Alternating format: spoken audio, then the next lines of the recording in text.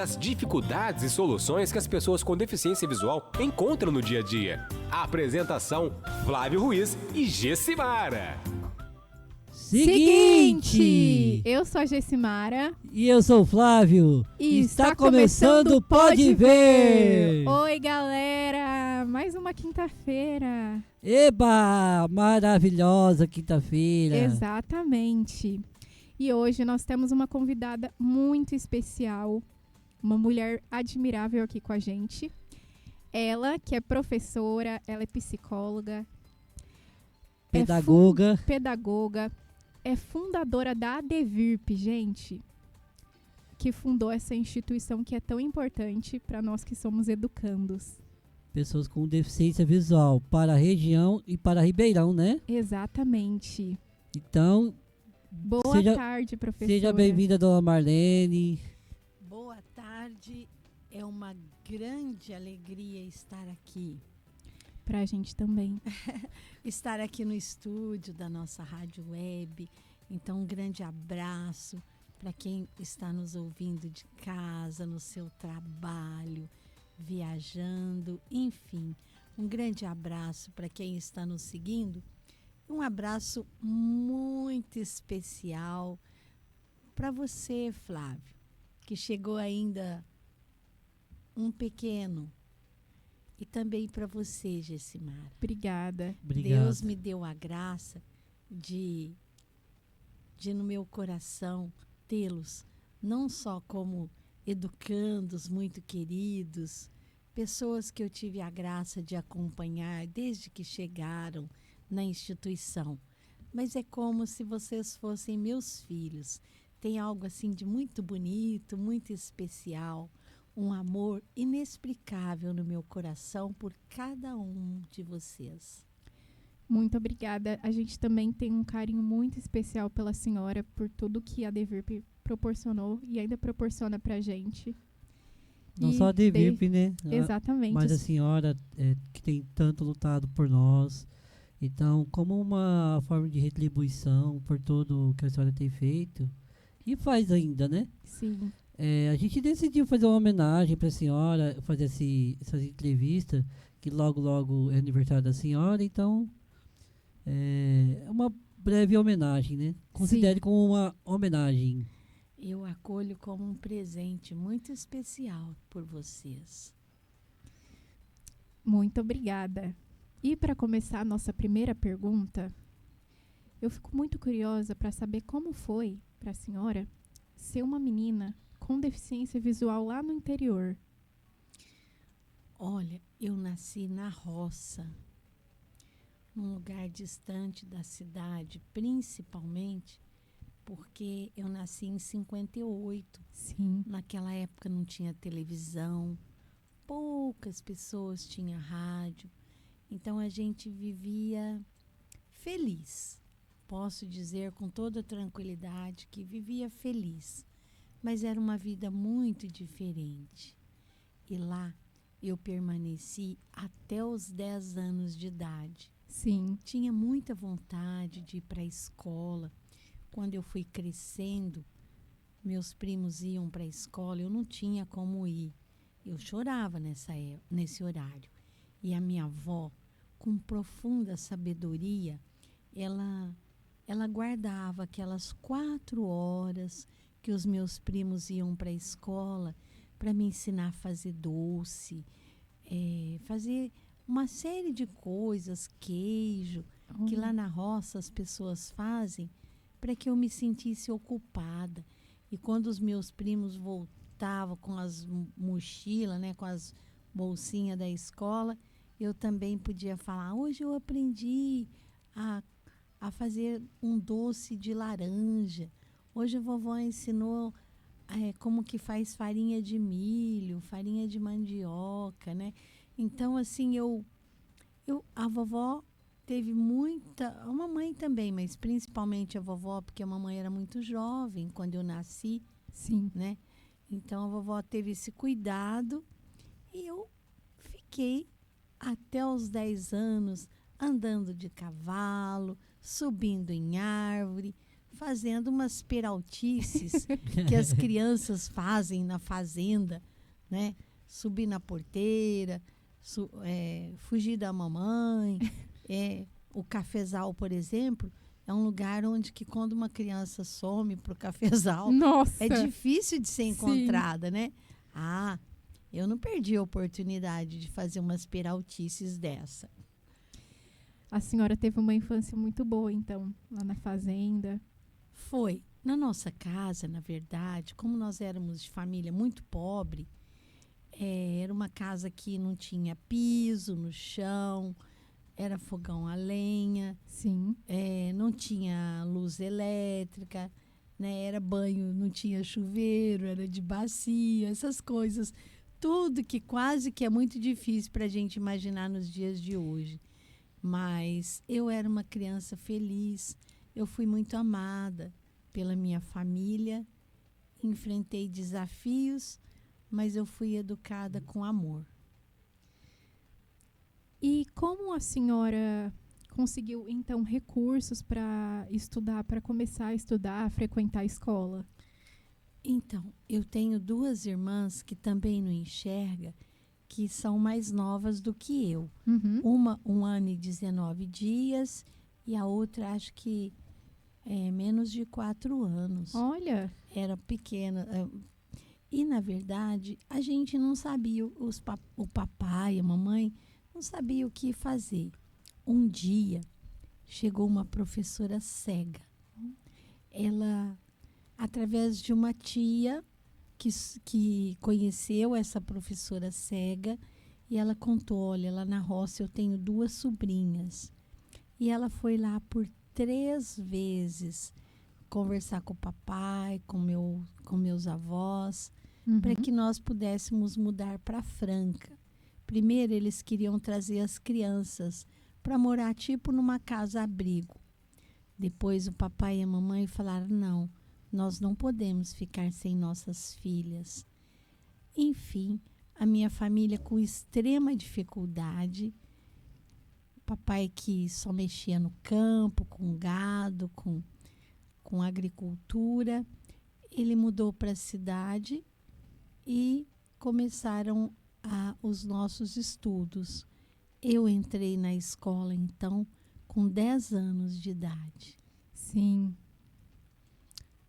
Naquela época, a gente sabe que não tinha nenhum recurso, né? Nenhuma acessibilidade. Era bem pouquíssima, né?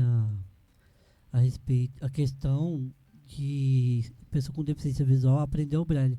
Como foi para a senhora, na vida escolar, como foi que a senhora começou a aprender o braille? Então, Flávio, é realmente da forma que você está falando. Era com reglete. A gente usava uma cartilha que chamava Caminho Suave. E o caderno com pautas ampliadas eram uns cadernos grandes. A capa do caderno era com papel que parecia uma capa de papel de pão, assim, sabe? Que você pega na padaria. Enfim, era tudo muito simples, né? Eu enxergava um pouquinho, era pouco, né? Mas eu estudei com todas as crianças cegas na época. E aí eu falei para minha professora, eu não vou aprender braille, eu quero aprender a escrever com caneta. Demorou, mas eu fui alfabetizada em tinta. Demorou no sentido assim, para a professora aceitar, porque a minha professora era totalmente cega. Mas ela conseguiu me alfabetizar. Ela escrevia na lousa, no quadro, né? Eu segurava na mão dela e ali eu fui alfabetizada em tinta, então, com pautas muito largas e caneta muito forte. Depois eu aprendi o braille. Ainda na 4ª série, eu já precisei de aprender o braille para ir hoje para o 6º ano, né? Que na nossa época chamava-se de 5ª série. Sim. Uhum. E como foi para a senhora, depois que a senhora se formou na escola, entrar na faculdade? Tinha mais pessoas com deficiência visual ou a senhora era a única aluna cega? Olha, primeiro, isso foi um desafio. Posso contar um pouquinho Pode. antes? Eu sempre quis ajudar as pessoas. Eu trabalhava durante o dia, né? Porque eu entrei na escola mais tarde. Então, eu acho que eu estava no 9º ano de hoje, que antes era a 8ª série. Eu arrumei um emprego para mim à noite, durante o dia, e comecei a estudar à noite, né? Já me preparando para ir para a faculdade. Mas vocês sabem, naquela época, o máximo de recurso assim maravilhoso que eu tinha, era o melhor que eu podia ter, era um gravador e fita cassete. Sim. Não tinha nada, não existia celular, nem computador, nada, né? E livros em braille, como vocês sabem, até nos dias de hoje, é muito difícil a gente ter o livro didático. É Então, bem difícil. não tinha, nunca tive um livro didático. Foi uma luta para estudar. Mas eu arrumei esse emprego e fui trabalhar na empresa calçadista, fazendo caixas de sapato. E lá eu fiquei até terminar o 3º colegial, né, para ir para a faculdade. Eu tinha um sonho, gostava de ajudar as pessoas. Eu comecei a participar de grupo de jovens ainda. Logo que eu fiz a primeira Eucaristia, o padre era meu parente e me levou para o grupo de jovens. Me lembro como fosse hoje. Eu falei para ele, eu não tenho idade para estar lá. Ele falou, se você não puder participar, ninguém que está lá pode. Você tem muita maturidade. Eu vou no grupo toda semana com você, mas você já vai para o grupo de jovens. Então, eu pulei direto da primeira Eucaristia, eu já fui para o grupo de jovens. Então, cresci também na igreja, né? E a faculdade foi uma coisa muito bonita, porque os meus professores queriam que eu fizesse pedagogia e considerava que eu era o professor nato, mas eu queria fazer psicologia. Eu tinha um sonho de ajudar as pessoas, porque na igreja eu era muito procurada para ouvir as pessoas, então eu fiz psicologia.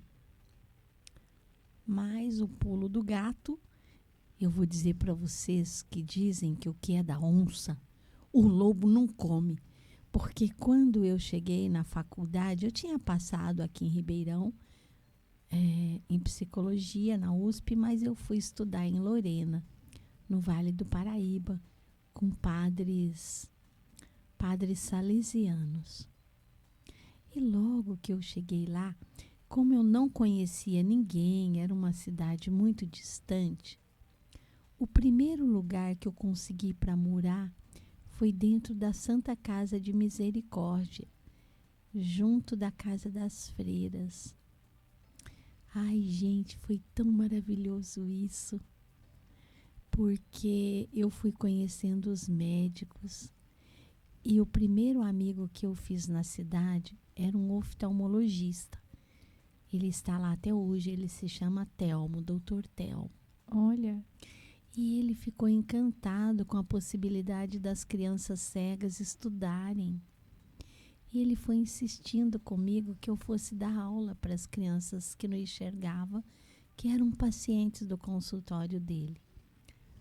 Pois não é que no primeiro mês da faculdade, tanto que o médico pedia, o prefeito também, eu já estava dando aula para as crianças que não enxergam. Então, o meu caminho na faculdade não foi fácil, porque também lá eu não tinha nada adaptado, não tinha livro, não tinha apostila em braille, então tudo foi muito na raça, né? Muito na luta. Muito na luta. Uma pergunta que muitos têm curiosidades, dona Marlene, mas como que surgiu a ideia da senhora criar uma associação para pessoas com deficiência visual? Olha, E eu vou contar para vocês uma coisa que poucas pessoas sabem aqui na ADVIRP. Quando fazia 7 anos que eu estava lá em Lorena, eu era psicóloga, pedagoga, era pós-graduada em psicologia e estava fazendo filosofia e também estava me especializando em deficiência visual, que era na época uma outra faculdade. Então, como eu dava aula dentro da faculdade para as crianças que não enxergam, os meus amigos falaram: olha, quando você for embora, esse trabalho vai acabar, porque a faculdade não tem interesse em dar continuidade num trabalho desse. E aí, eu acabei fundando uma instituição lá. E fiquei trabalhando 3 anos para dar uma sustentabilidade para ela. E depois que eu vim para cá. E eu vim para cá a pedido da Secretaria Estadual da Educação.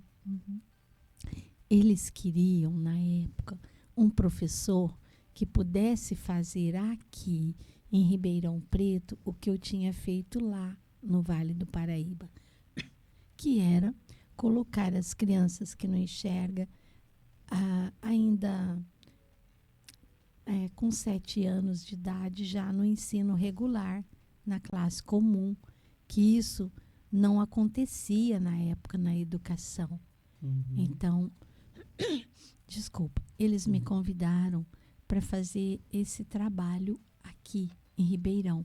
E eu vim para dar aula na escola pública.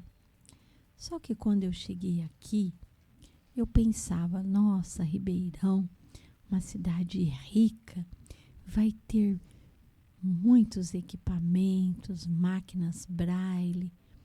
Eu cheguei aqui, nossa, não era como eu tinha pensado, gente. Tinha muito pouco material na classe especial. Os alunos não tinham máquinas Braille. E eu comecei a fazer pizza, jantar. E um funcionário público não deve fazer isso. Não é bom para a carreira, nem é permitido na carreira do funcionário público.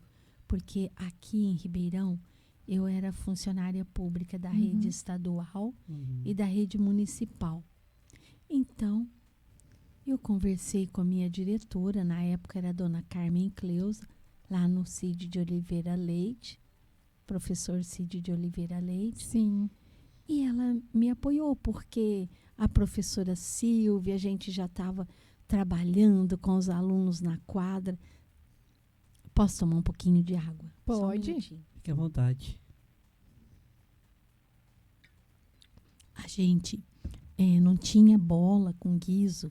A primeira bola que a gente usou, olha, acreditem ou não, era uma bola com uma sacolinha plástica de supermercado para fazer barulho para os alunos encontrar na quadra. A gente não tinha nada. Então veio a ideia: preciso fundar uma instituição. Preciso ter recursos para comprar máquinas Braille, comprar os equipamentos, luminárias para as réguas, né? Sim. Que seria tipo lupas, né? Para ampliar, enfim.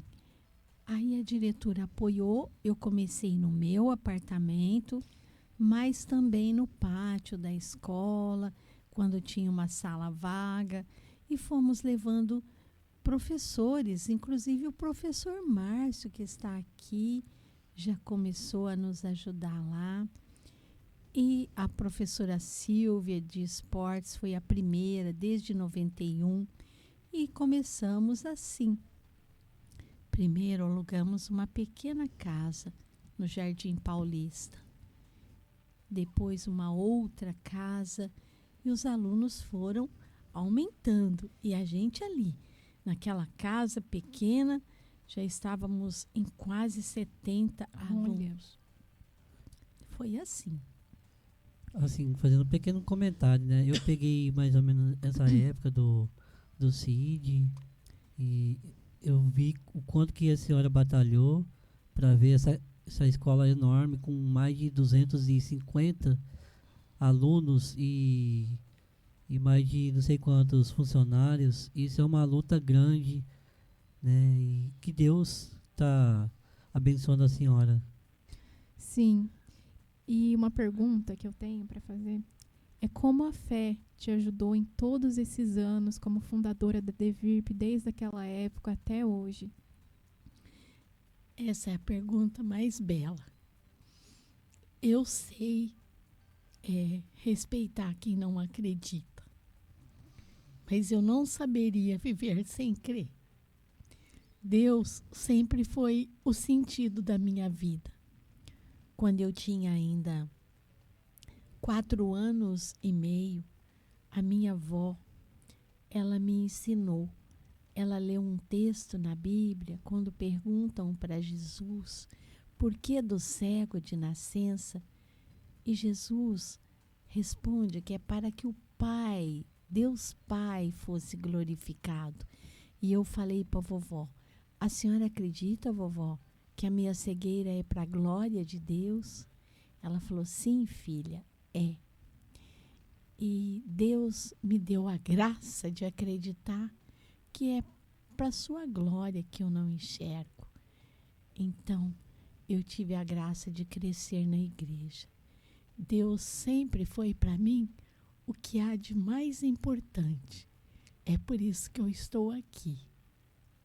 É até por isso que eu deixei, né? Eu namorei, eu tive uma vida assim muito, viajava muito. Sim. Vinha desde 14 anos, eu já ia sozinha para São Paulo, para os encontros de jovens.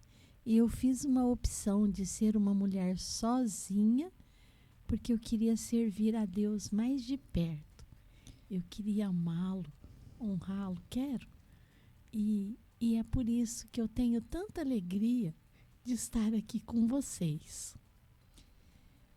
Ai, que bom. A senhora meio que abdicou da vida da senhora, né? Assim, de algumas coisas para estar perto de Deus e também estar aqui com a gente, né? Cuidando da gente, dessa instituição, que eu sei que não é uma coisa fácil. Sim, eu até ia me casar, namorei com uma pessoa muito boa, e já tinha data que eu ia me casar, mas eu pensei bem, eu sonhei, eu acreditei que Deus teria algo muito bonito e eu precisava de estar mais disponível para Ele. Sim. Então foi por isso que, como você disse, eu abdiquei, né, de ter filhos, de me casar, mas eu me sinto uma mulher profundamente realizada. Eu faria tudo outra vez. E isso é importante. Que Isso legal. É muito importante. 2 perguntinhas em uma só, né? Assim, uma curiosidade que eu tenho. Como que a senhora chegou no nome ADVIRP? A senhora pensou sozinha ou alguém ajudou a senhora a escolher um nome? E como que a senhora conheceu os primeiros colaboradores da ADVIRP? Sim, Flávio, eu acredito que a ADVIRP, ela existia no coração de Deus Pai muito antes que nós a fundássemos. Mas Deus, Ele não escolhe os capacitados, Ele capacita os escolhidos. Então, eu fui juntando algumas pessoas boas que acreditavam nesse meu pensamento, porque só tinha vontade, não tinha nada de dinheiro e nem lugar. Só tinha fé em Deus, esperança, amor em vocês que estavam chegando lá e a vontade que desse certo. Então, nós nos reunimos. O primeiro grupo ainda são pessoas muito conhecidas de vocês. É o doutor Nilton, que faleceu não faz muito tempo. Uhum. O deputado Rafael. Uhum. O Márcio, a Márcia, os pais da Juliana Casadil. Sim. A Fátima, que era professora de música com o senhor Oscar, o seu esposo. A Silvia, né, a professora Silvia, que sempre participou.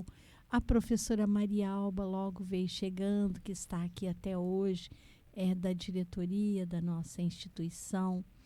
Então, essas pessoas foram acreditando naquele sonho que Deus colocava no meu coração.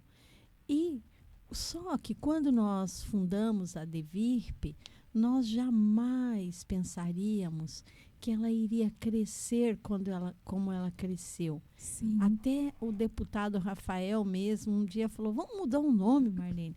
Associação parece uma coisa pequena, associação de moradores, criador de pássaros. Né?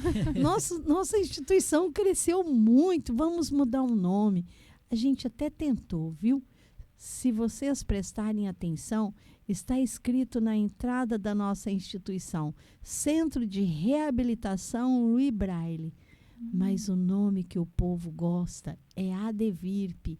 Ele pegou, porque essa instituição, ela não foi fundada por um empresário, por uma pessoa que tivesse dinheiro. Ela foi fundada por professor, que sou eu, né, e mais quem estava junto, pessoas que acreditam no ser humano, na educação. Nós não tínhamos dinheiro, mas nós tínhamos esperança e muita fé em Deus. Então a instituição foi crescendo. E como ela veio do povo, ela nasceu do povo, porque eu sou uma mulher cega, solteira, sem dinheiro. Então, a gente pode dizer que a Devirp nasceu do povo. Sim. E o que é do povo permanece com o povo. É, né? para o povo. É para o povo. E o povo gosta do nome ADVIRP, não teve como mudar. Então, a Associação dos Deficientes Visuais de Ribeirão Preto e região. Eu tenho tanto orgulho disso, que o meu sobrenome, que até é um sobrenome respeitado aqui na nossa região, né? Sim. Que é Taveira Sintra, principalmente lá em Minas, meu pai é de Minas, mas, na verdade, o meu verdadeiro sobrenome virou ADVIRP, porque em qualquer lugar que eu chego, o povo diz, é na igreja, nas lojas, no supermercado, na rua, na feira livre, onde que eu chego, eu encontro alguém que fala, olha, ali está a Marlene da ADVIRP. Marlene da ADVIRP. Ninguém fala Marlene Taveira Sintra. Sim. Então, meu sobrenome, com muito orgulho, é ADVIRP. E como foi para a senhora conquistar esse prédio que é atualmente a ADVIRP? Olha, a ADVIRP, ela nasceu mesmo da fé. E naquela noite, no dia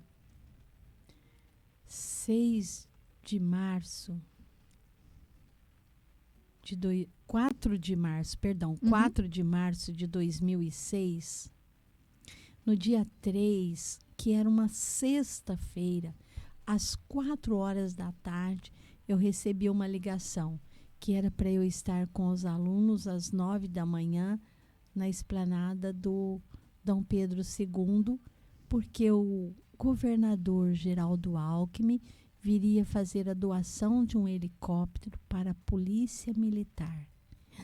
Meu Deus! Naquela época, era pouca gente que tinha celular. Sexta-feira, 16 horas, os carros já tinham pego os deficientes. Como que eu ia ter os alunos no outro dia, às 9 da manhã? Era o impossível que Deus me pedia. Sim. Mas eu fiquei até às 10 da noite, telefonando, pedindo para cada mãe que trouxesse.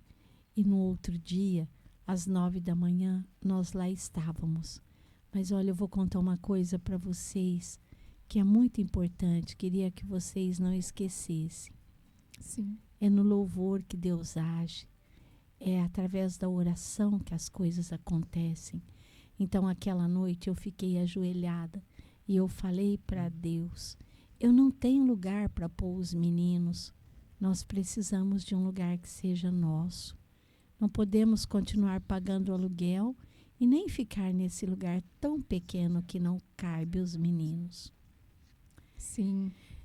O governador Geraldo Alckmin, quando viu os deficientes cantando lá na praça, porque nós que cantamos para receber o governador. Ele chorou muito, muito, muito, me abraçou e falou para mim: Marlene, eu nunca imaginava que a professora Marlene de Ribeirão Preto fosse a Marleninha de Lorena, porque eu conhecia o Geraldo Alckmin e ele dava aula na mesma faculdade que eu estudava, que eu dava aula também. Então, através do deputado Rafael Silva,